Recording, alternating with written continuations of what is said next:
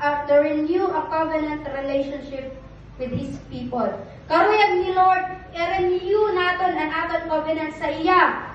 Kaya para makapagpadayon kit, para sa marriage, di ba, gin-renew nira ginsaragutan, ang ira kontrata, ang ira agreement sa niya asawa kay para mas maging strong pa sila pag-abot sa mga panahon. So, actually what? So, ang title nila nga nahiwo nakon is the Lord's desire to renew a covenant relationship with His people. So, sino dili ang karuyag i-bless sa Ginoo? Dili lari ko na wealthy nga blessing and karay ma-receive kundi spiritual blessing. Kaya kung dili gin-bless ng Ginoo spiritually, maybe madali kit mabuwal.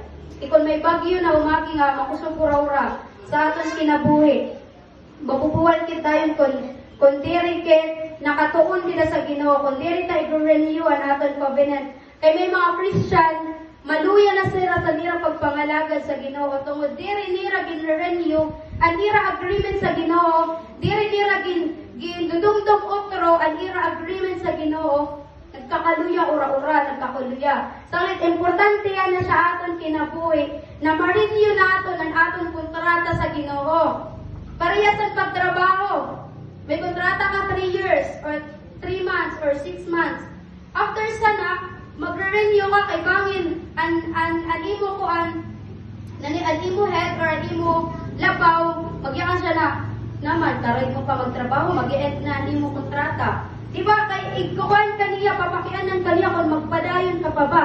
So, may decision gihapon nga, including sining a word nga renewal.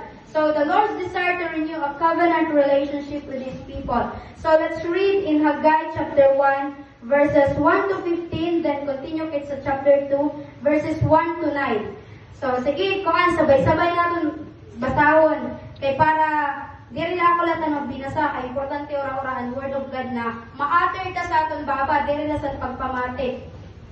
So on the first day of the 6th month of the second year that Darius was king of Persia, the Lord told Haggai the prophet to speak his message to the governor of Judah and to the high priest.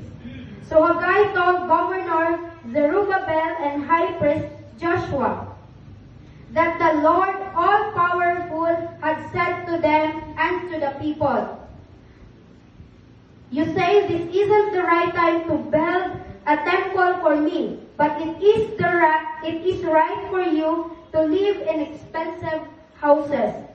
While my temple is a pile of ruins, just look at what's happening. You harvest less than what you plant. You never have enough to eat or drink. Your clothes don't keep you warm, and your wages are stored in bags full of holes." 7. Think about what I have said. But first, go to the hills and get wood for my temple, so I can take pride in it and be worshipped there. So verse 9. You expected much, but received only a little. And when you brought it home, I made it that little disappear. Why have I done this? It's because you hurry off to build your own houses while my temple is still in ruins. Verse 10. That's also why the dew doesn't fall and your harvest fails.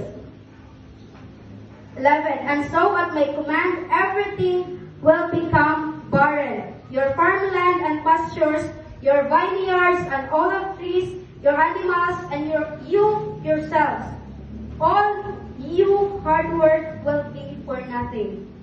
So 12. Zerubbabel and Joshua, together with the others who had returned from exile in Babylonia, obeyed the Lord's message spoken by his prophet Haggai, and they started showing proper respect for the Lord.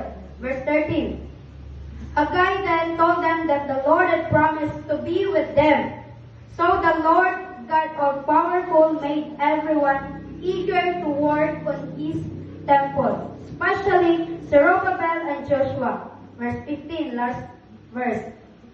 And the work began on the 24th day of the same month. Continue. On the 21st day of the next month, the Lord told the guide, the prophet, to speak this message to Governor Zerubbabel, High Priest Joshua, and everyone else. Does anyone remember how glorious this temple used to be?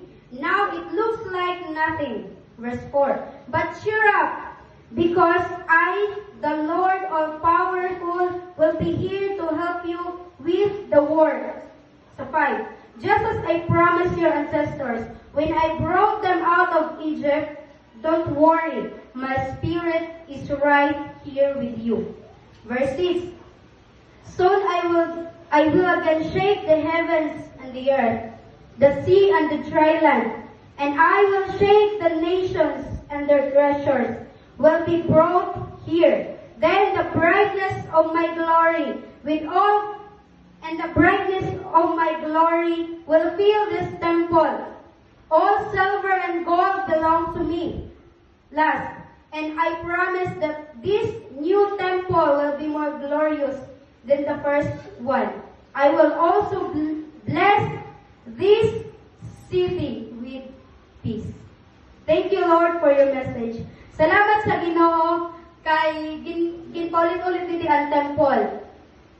So, may anak kita temple sa earth nga temple, then sa spiritual nga temple. So, niya nalakit magkuhan sana. So, the Lord's desire to renew a covenant relationship with His people. Diri lang karuyag ni Lord, i-rebuild, i-renew ang aton temple, ini nga aton church, but also our spirit, our soul, ang aton kinabuhi, ang aton relasyon dira sa Ginoo. Kay para bisan nano nga pag-isaring dili, i-shake sa